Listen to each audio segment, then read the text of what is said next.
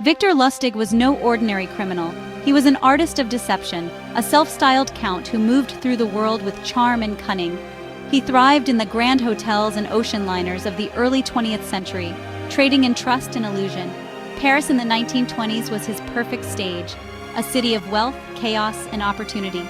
Lustig had run smaller scams, but he craved a masterpiece, a con that would make history. He found his target in the heart of Paris, the Eiffel Tower. To most, it was a landmark. To Lustig, it was the ultimate opportunity.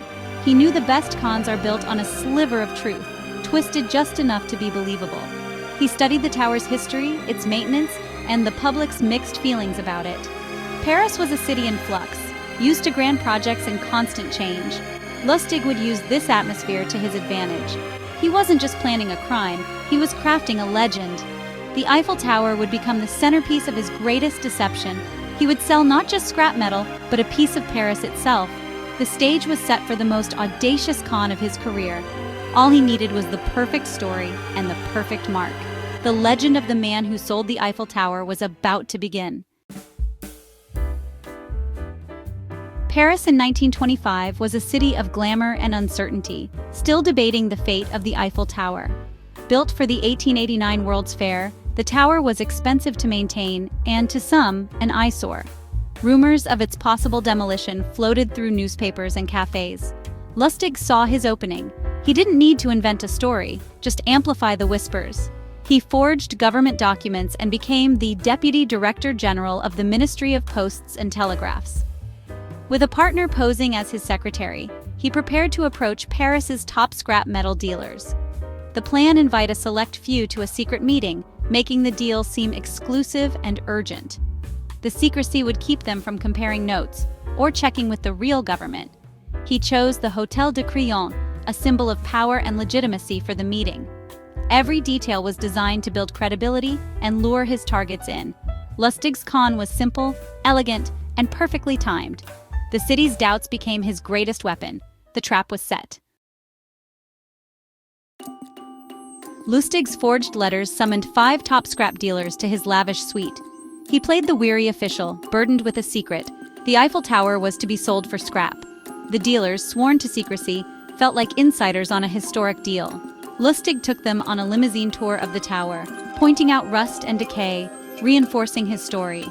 He answered questions with vague, official-sounding replies, never breaking character. The tour wasn't about the metal, it was about making the lie real. Back at the hotel, he announced sealed bids with a tight deadline, creating urgency. He watched for the most gullible mark, not just the highest bidder. He found him in André Poisson, an ambitious newcomer desperate for acceptance. Poisson's desire for status made him the perfect target.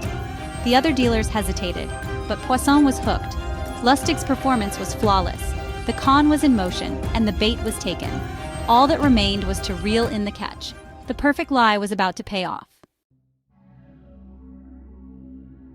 Poisson was eager, but his wife was suspicious. Why the secrecy?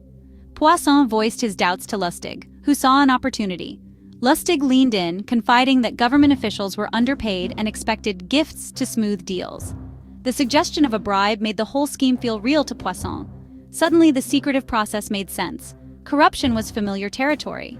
Poisson paid both the bribe and his bid for the tower. Lustig took the money, promised official documents, and vanished to Vienna. Poisson waited for demolition crews that never came. Ashamed, he told no one. His silence protected Lustig. The beauty of the con was its perfection. The victim's pride became the con man's shield. No police, no headlines, just silence. Lustig read the Paris papers, waiting for news of his crime. But there was nothing. The silence emboldened him. He realized he could do it all again. With no outcry, Lustig returned to Paris months later to run the same scam. He gathered new dealers, spun the same story, and found another buyer. This time, the victim went to the police. The story broke. Headlines screamed of the man who sold the Eiffel Tower. But Lustig was already gone, fleeing to America with his fortune. His con became legend, not just theft, but a masterful manipulation of trust and greed. Lustig's weapon was never force. It was the power of a convincing story. His tale is a warning. The greatest cons prey on our desires and our willingness to believe. Today's scammers use the same tricks: urgency, secrecy, and the promise of easy riches. the lesson endures. Question what seems too good to be true. Lustig's legacy is a caution etched in the iron of the Eiffel Tower. Trust, once stolen, is the hardest thing to reclaim. And sometimes the most unbelievable stories are the ones we most want to believe.